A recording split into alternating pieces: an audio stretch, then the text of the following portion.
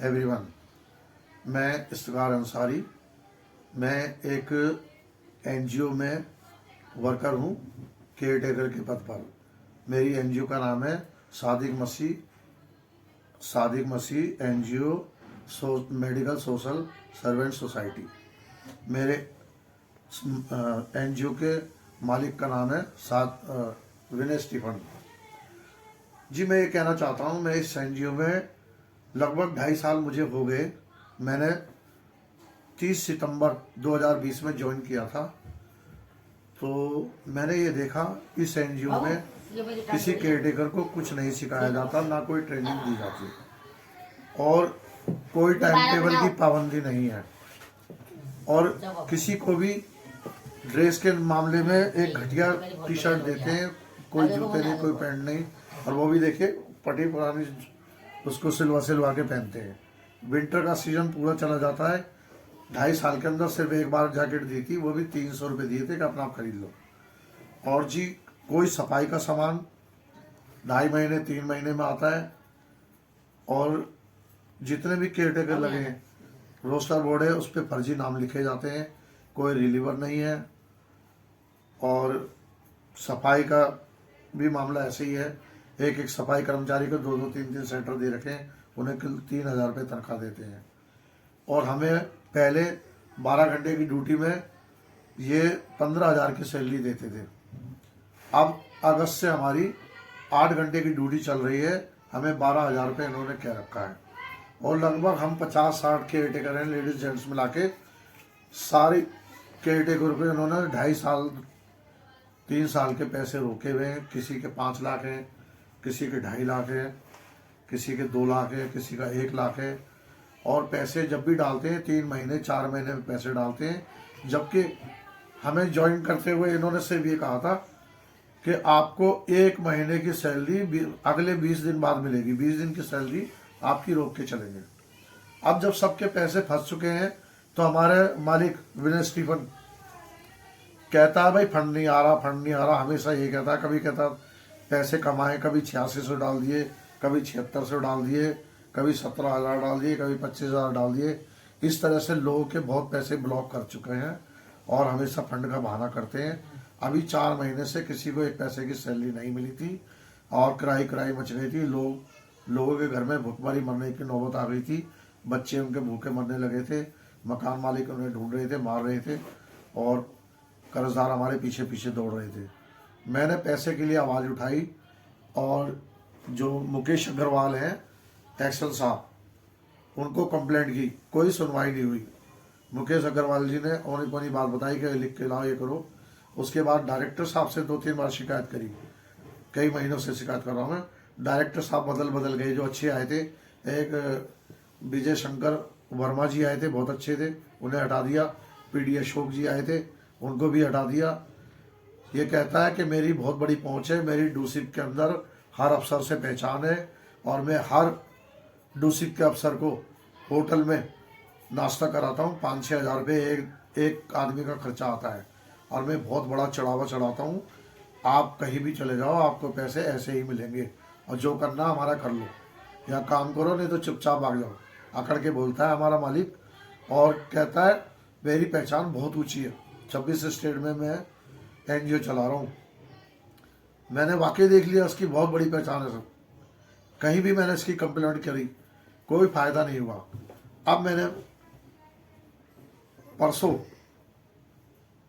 इंदु प्रकाश जी को लाइन पर लिया और उनको मैंने वॉइस मैसेज डाले।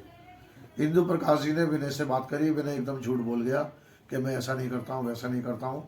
फिर मैंने दोबारा कहा, मैंने सर आप आइए, आपको मैं सारे सबूत दूंगा, इनकी ट्रांजेक्शन देख लो, जो फंडिंग की, और इनके केयर टेकरों के हिसाब देख लो, आपको दूध का दूध पानी का पानी हो जाएगा। तो फिर उन्होंने इंदु प्रकाश सर जी ने इनको थोड़ा सा सख्त करा कि विनय आप क्या कर रहे हो और बदतमीजी से बोलते हो, हिला मत, और ये बात ऊपर तक चली जाएगी। तो इन्होंने एकदम सबके पैसे डाले जी।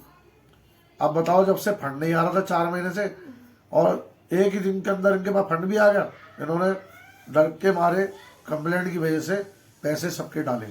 लेकिन उस सच्चाई का नतीजा, जो मैंने सच्चाई की आवाज़ उठाई थी, वो कहर मेरे ऊपर टूट गया, मेरे पैसे नहीं डाले इन्होंने कल।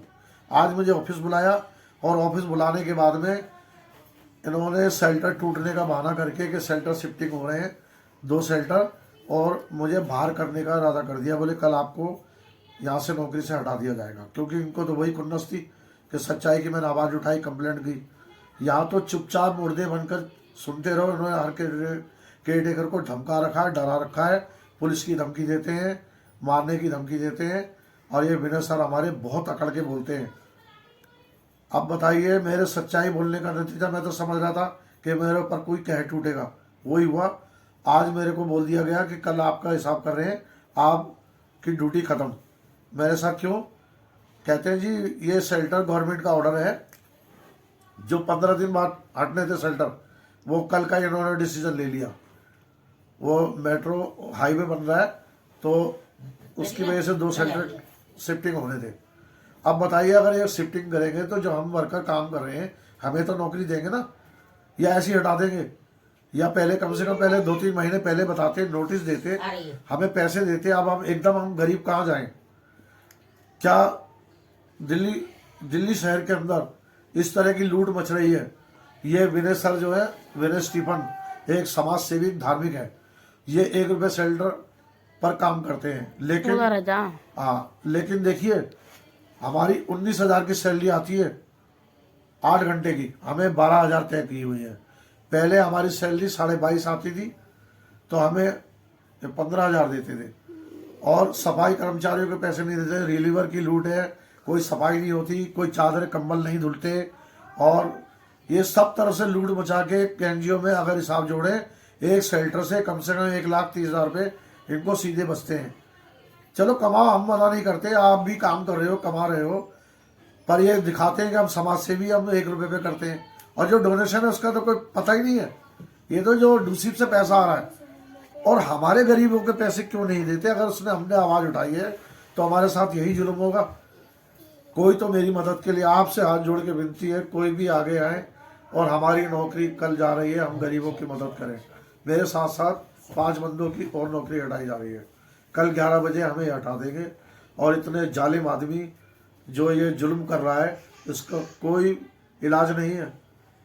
कोई भी अफसर, इतना करप्शन बढ़ गया है कि मतलब कोई भी सच्चाई के उठाने की आवाज़ ही नहीं है। ये तो अंग्रेजों के टाइम में नहीं होता था। आज दिल्ली सरकार बिल्कुल केजरीवाल साहब के नीचे, एलजी साहब के नीचे, नाक नीचे ये एनजीओ के नाम पर लूट कर रहे हैं। ये सादिक मसीह एनजीओ सबसे करप्ट और गंदी एनजीओ है। मैं इफ्तिखार अंसारी, मेरा शेल्टर शास्त्री पार्क में है, और मेरा फ़ोन नंबर है 8448848485। जी मैं बस आप लोगों से रिक्वेस्ट और विनती करता हूँ, कोई भी सामने आए और हम गरीबों की नौकरी बचाए, या हो सकता है ये ज़्यादा क्लस के मुझे मारने का भी ऑर्डर दे दें, क्योंकि मैं वायरल करूँगा, ये चिढ़ जाएंगे, मुझे मरवा भी सकते हैं, मुझे बंद भी करा सकते हैं। कोई भी मेरी हेल्प के लिए आए और हम गरीबों को बचाएं। धन्यवाद।